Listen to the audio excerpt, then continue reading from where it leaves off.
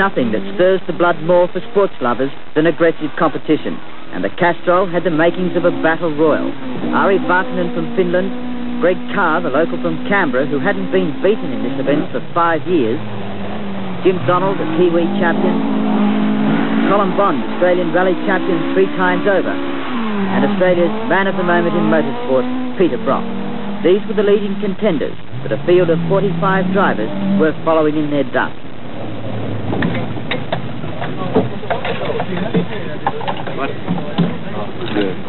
The rally covers over 600 kilometres and starts at electrifying pace on a full division of bitumen.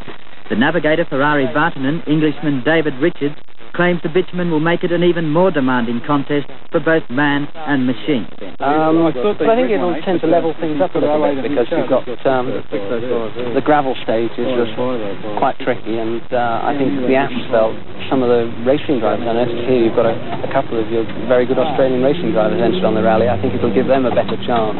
And the other great thing in the start of the rally, it's quite important that the classification is right for tonight, because if you're running way back in the order tonight, you've got problems. And of course, there's no dust problem here on the asphalt stages, or bitumen stages rather. So it does make it fair from everybody from that point of view. It doesn't cut up either. I think all in all, it gives a far rounder sort of event. You know, it's a far more comprehensive type of event. A far better test for the drivers and the motorcars. Ari Vartinen, in the leading mass sport escort, has come to Australia with a reputation of being the fastest and most spectacular rally driver in the world. His presence has generated excitement never experienced before in the Castrol. By the end of the first day, Vartinen will have fulfilled everyone's expectation. Spectators will have seen a rare display of fearless driving and brute speed. The whispers in the crowd are that perhaps this is the year Greg Carr will be knocked off the pedestal he sat on for 5 years. He's won the last 5 Castrols, all on dirt, but the bitumen may find a chink in the armour of the defending champion. Acute left just here. Acute left, acute left.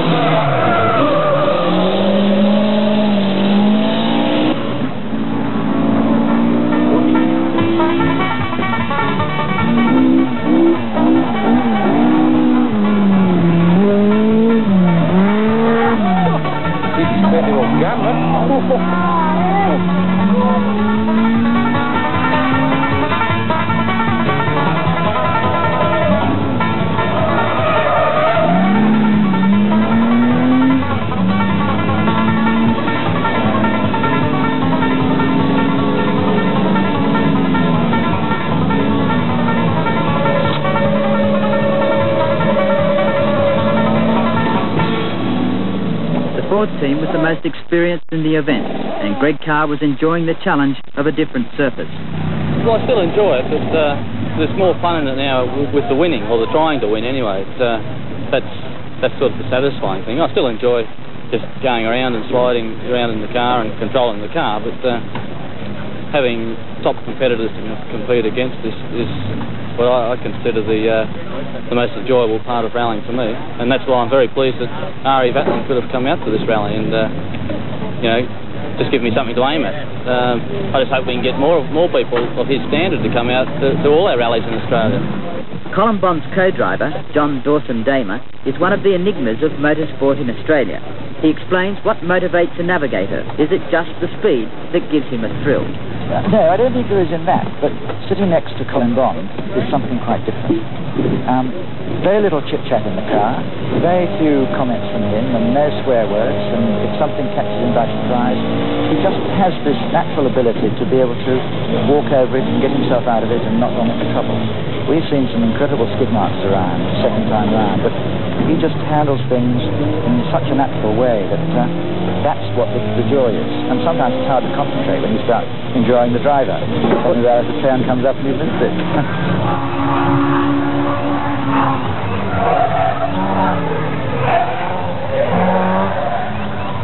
The speed and precision of the leading drivers was almost unbelievable. There was never a pause in the lightning pace. With Ari Vartinen leading and Colin Bond matching the blistering attack in second place, it was simply a matter of the others chasing as hard as they could to stay near the front contenders.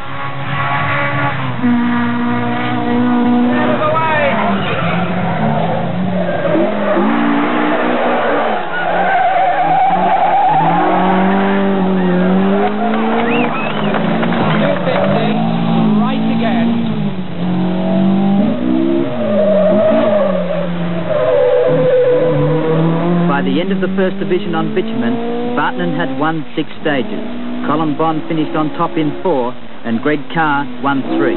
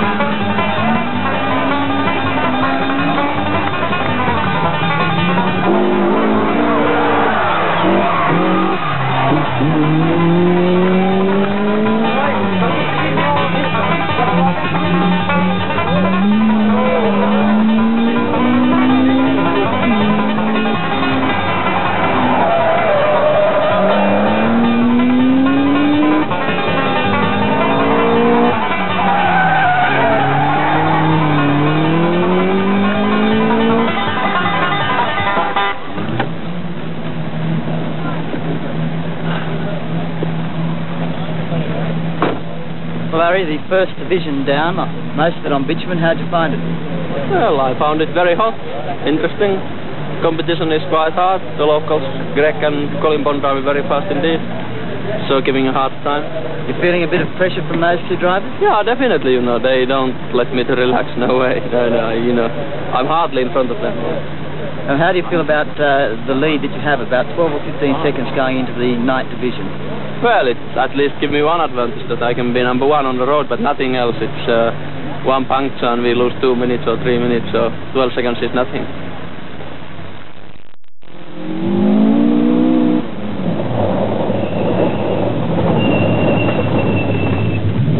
Barton leads Carr by 16 seconds and goes into the night division only 9 seconds in front of Colin Bond.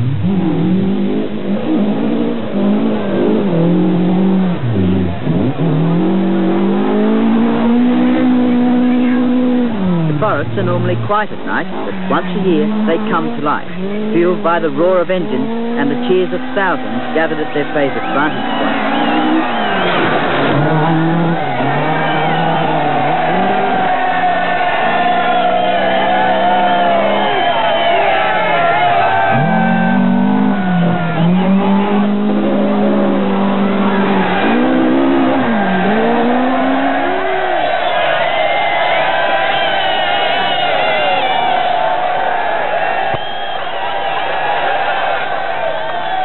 Early in the night, there was one important change. Greg Carr had displaced Colin Bond and was running second.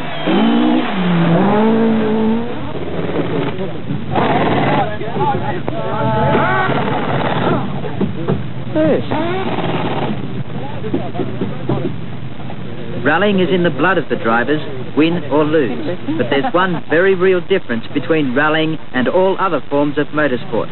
That's true also for navigators like John Dawson-Damer.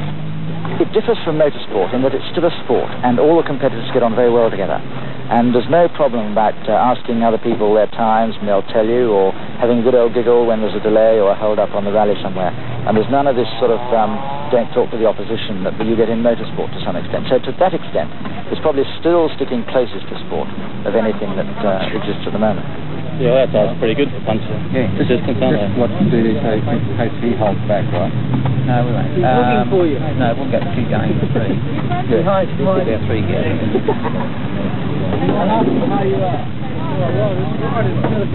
You get a 5 gap then? We've got a 4.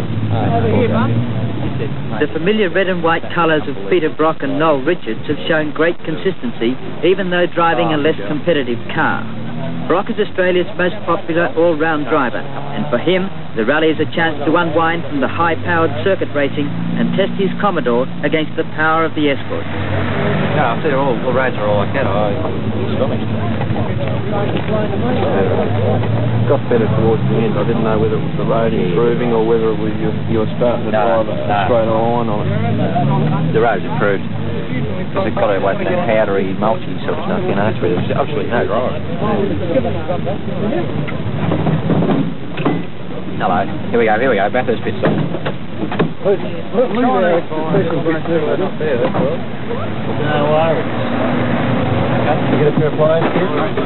During the night, word passed that the Finnish speed demon was taking more time from his challengers, but Vatanen remained wary of the threat from Greg Carr.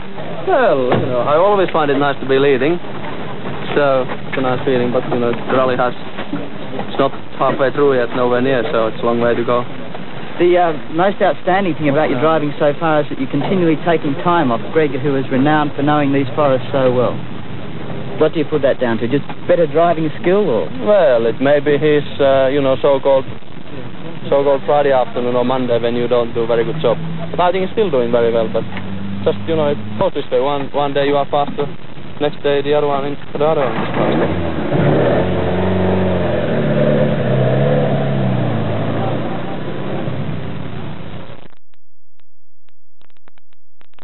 Ari Vatanen won every night stage except one. He begins the final division the next day, 2 minutes 13 seconds in front of Greg Carr.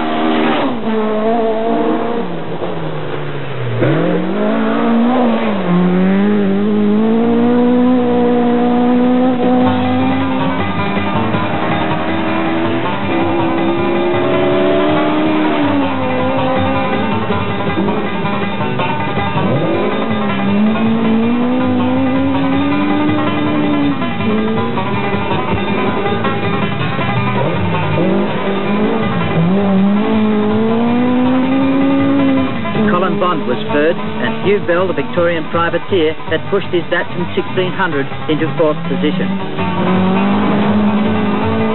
The drivers were rested and their energy restored, and right from the very beginning of the morning, the pressure and the excitement began to increase. This was the day of reckoning for all.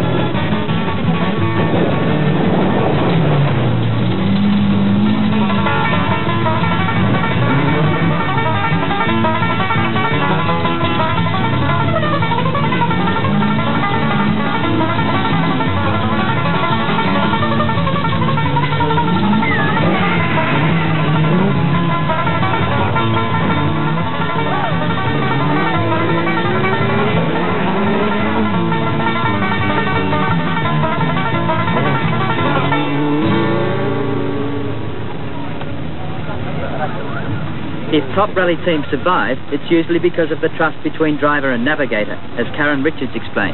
They get on very well. They've got a very good relationship. I mean, Ari trusts him 100%, and they've got a very good working team together. It's something that's very, very important to, when you're going to spend sort of days on end with each other in a motor car. I mean, if you don't get on, well, there'll be big problems, I think. I've noticed over the first couple of days of this rally that David, in many senses, tends to mother Ari, to watch over him, to make sure that he does what's expected. Yes.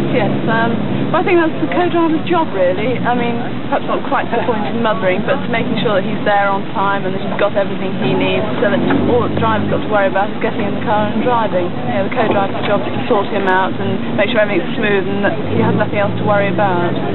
Mid-afternoon, and Vartanen is leading by 2.5 minutes. Well, because he seems to be pushing hard as well, so cannot afford to relax. So, but I think the margin is reasonable, but still it's a fairly long way to go, and one puncture along a stage that would jeopardize the whole thing.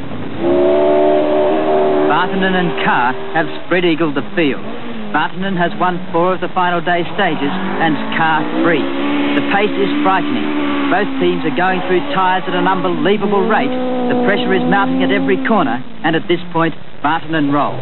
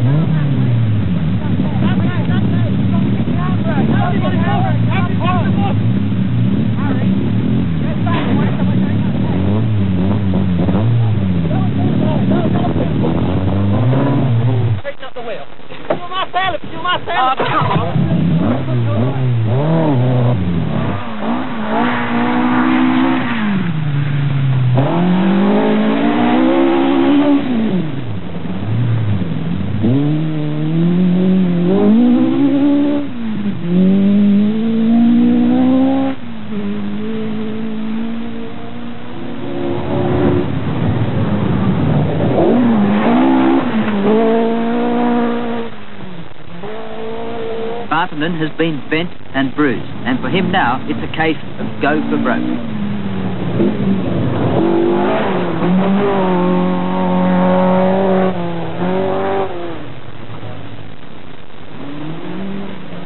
At the service area, the Massport crew wait, like expectant parents.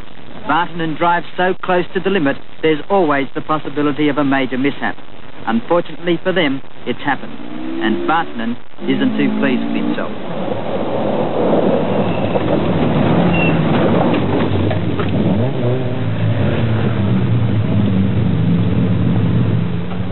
Yes, if you were helping us more, we would be still leading the rally. Of course, I shouldn't have gone off the road, should I?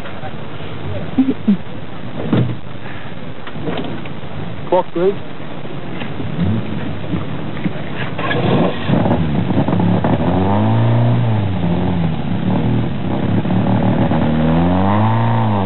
Harry, it seems you're saying it's the worst for the last. What's happened? Well, I think towards the end of the rally, the pace of the rally was getting too boring, so I decided to make it a bit more exciting by rolling my car over once. And we lost 4.5 minutes, and only people to give us hand were, I think your rival television crew, who were more willing to film than push us. So it took 4.5 minutes to get back to the road, but we are now, I think, 20 seconds behind Greg because he lost in turn sometime on that previous stage. So I think, it's not too bad, quite pretty. What's the damage to the car? No, nothing really. Doesn't affect the driving. What actually happened? Did you hit a stump or? No, it was just a very sharp edge and the rear end went over the edge and, after that it turned, so. Silly.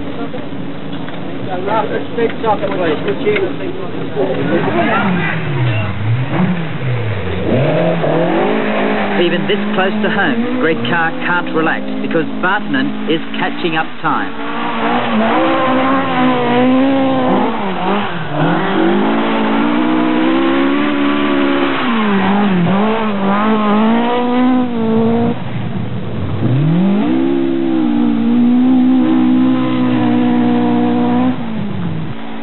But But in the final challenge, the Massport team is running short of tyres, and Vartanen's plunge at the finish is plagued by punctures. Greg Carr snatches his 6th Castrol title in a desperate fight to the finish. Colin Bond was always a threat and finished 3rd. After 600 kilometres, the difference between Carr and Vartanen was only 40 split seconds. Good to be over. No, I enjoyed it. Obviously the pace was on the whole time. There was no relaxing, and we both were pushing each other the whole way. I don't know what the official margin will be, but I suppose it'll only be about 20 seconds or something. What do you feel about winning it because he rolled? Because that was where the difference was, wasn't it? That one lose off the top of the bank there. Yeah, but you must remember when you're pushing, when you're going so hard, you're virtually on the limit, there's not much room for error. He might have been just going just a little bit too hard.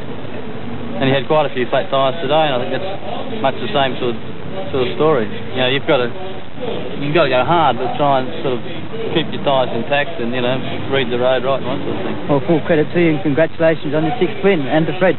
Thank you very much. Murray, running in 2nd spot, how do you feel? Well, obviously disappointed, you know. Very, you know, ashamed for myself. Ashamed because you had that roll? Exactly, and a stupid mistake, you know, while I was having a good lead. So you put it really down to your own fault? Of course, 100%. Lack of concentration, do you think it was? Yeah, I would think so, yeah. Shouldn't make this sort of mistakes, but then it's always worth analysing what you know, one has done. You know, I have been my own enemy.